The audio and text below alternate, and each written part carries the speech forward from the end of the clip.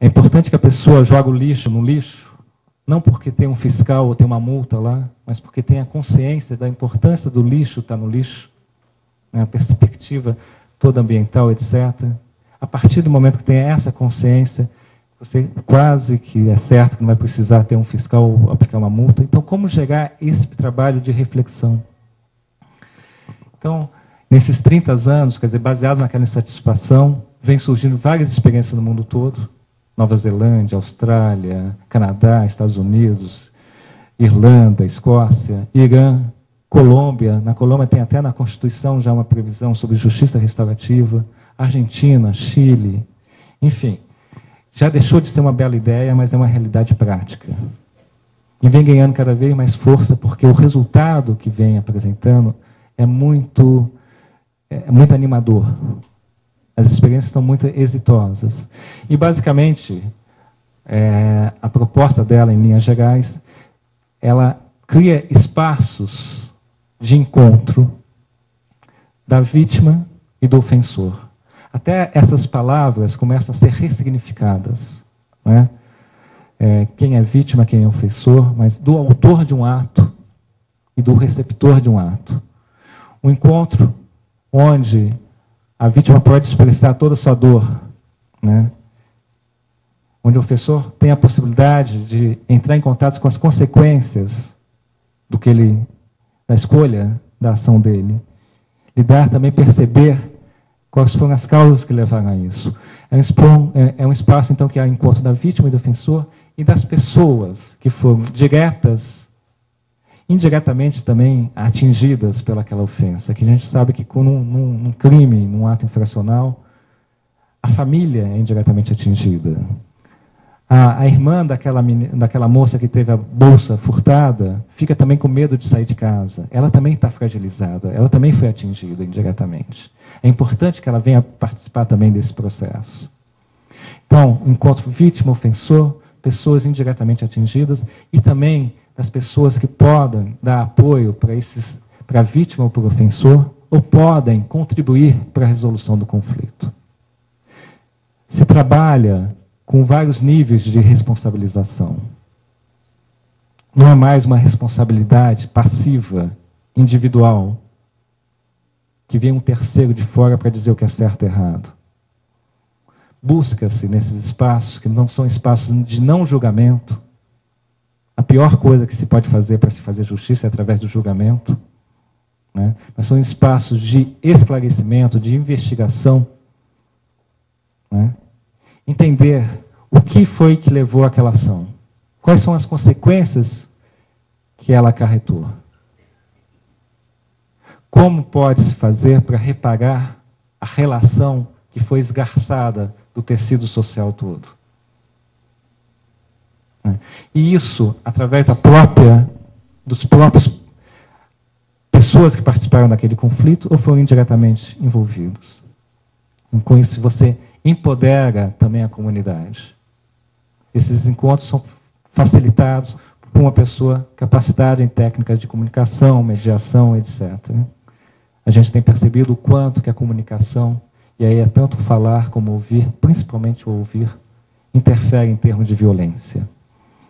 Então, nesses encontros, a gente tem todo um trabalho de limpeza do ruído de uma comunicação. Eu falo para o outro que ele está triste, você está me chamando de idiota e por aí afora. Para entender quais são as necessidades que estão atrás ali daquela ação que foi danosa. Porque, na verdade, quer dizer, a violência ela é uma estratégia trágica para atender alguma necessidade de alguém que não está sendo atendida. E na medida que eu tenho clareza dessa necessidade, e o outro também tem, você aumenta muito a probabilidade de ter uma restauração da relação. Uma restauração que pode se dar em termos materiais, mas principalmente em termos simbólicos. E você, então, nesse processo, o conflito deixa de ser algo negativo e passa a ser algo positivo. Todos que estão ali fragilizados, vítima, ofensor, comunidade, se esse processo for bem conduzido, eles saem realmente empoderados. Crescem. Você tem um enfoque interdisciplinar e uma perspectiva espiritual. O enfoque interdisciplinar, que a questão da justiça é muito séria para estar só nas mãos dos operadores do direito, né? A questão da violência é muito mais complexa, né? É importante a participação de toda a rede social numa questão de conflito, porque, a rigor, isso diz respeito a todos, né? A perspectiva espiritual é no sentido, então, aqui, que uma vez o Leonardo Boff estava num encontro econômico com o Dalai Lama, e no intervalo desse encontro, ele, até com uma certa malícia, chegou para o Dalai Lama e perguntou: qual que é a melhor religião? Achando que o Dalai Lama ia falar que seria o budismo tibetano, enfim. E o Dalai Lama, com aquela sapiência dele, falou: a melhor religião é aquela que te torna melhor. Mas o Leonardo Boff não se deu por vencido, né? Ele já levou, né? E voltou a cá e perguntou: mas e o que é que me torna melhor? É aquilo que te torna mais humano, mais responsável, mais compassivo, mais sensível, mais conectado com o seu coração. A gente fazendo uma analogia com qual que seria a melhor justiça, é exatamente aquela que torna a todos envolvidos no conflito mais humano, mais compassivo, mais conectado com o seu coração. Essa é a espiritualidade que eu me refiro. Não a espiritualidade que está nos templos, não a justiça que está realmente nas instituições, mas a espiritualidade que se faz em cada ato do cotidiano, a justiça que se faz em cada escolha do nosso dia a dia. É nesse sentido que eu trago essa perspectiva espiritual. Então, a justiça restaurativa, como eu disse, ela não se volta para o passado em busca de um culpado para que possa puni-lo, dentro de uma dinâmica de responsabilização individual e passiva. O olhar é para o futuro. O que a gente faz daqui para frente?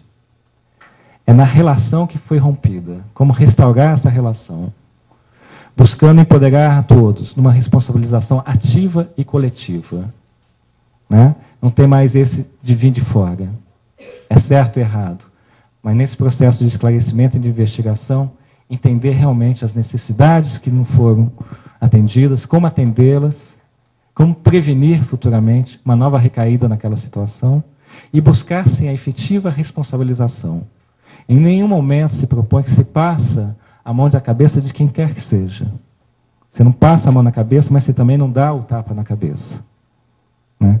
Como gera essa reflexão coletiva, né? Um exemplo, numa escola de São Caetano do Sul, um problema de bullying, só para a gente trazer isso para a prática, né? Essa escola já era parceira do projeto, o projeto tem um vínculo direto com escolas públicas, né? Educadores são capacitados também e criam espaço dentro das escolas para a resolução de conflitos nessa dinâmica que eu falei um pouco. No intervalo de recreio, essa menina é chamada pelo colega de classe dela de testuda pela configuração física dela. Ela já vinha sendo chamada por vários colegas de classe há muito tempo por esse apelido. Podia ser testuda, quatro olhos, gorducha, enfim, são todas essas questões. Ela, naquele dia, ela se enche, agride ele violentamente, pega ele, bate com a cabeça dele no capô de um carro, sangramento grande e por aí afora. Se fôssemos para o sistema retributivo, a gente já sabe, BO, Ministério Público, dependendo do histórico dessa adolescente, poderia receber uma advertência, uma prestação de serviço à comunidade, enfim. Dificilmente ela geraria uma reflexão. Para ela estava agindo de legítima defesa, e estava mesmo, só que de uma forma desastrada porque gera mais violência, desastrada porque, na verdade, aquela ação dela, em vez de aproximar ela da necessidade que ela estava querendo, que é de pertencimento, de acolhimento, afasta ainda mais ela, tem todo um processo de exclusão, de estigmatização. Essa menina, então, já tem um BO, já vai ter eventualmente uma medida socioeducativa, e a gente sabe que daqui a pouco, se tiver uma reincidência, ela está com o pé fora da escola, e se está com o pé fora na escola, é quase que a probabilidade é imensa que ela esteja, daqui a pouco, cumprindo uma medida dentro da Fundação Casa e por aí afora. O que ocorreu nessa escola? Que já era parceiro do projeto, houve encontro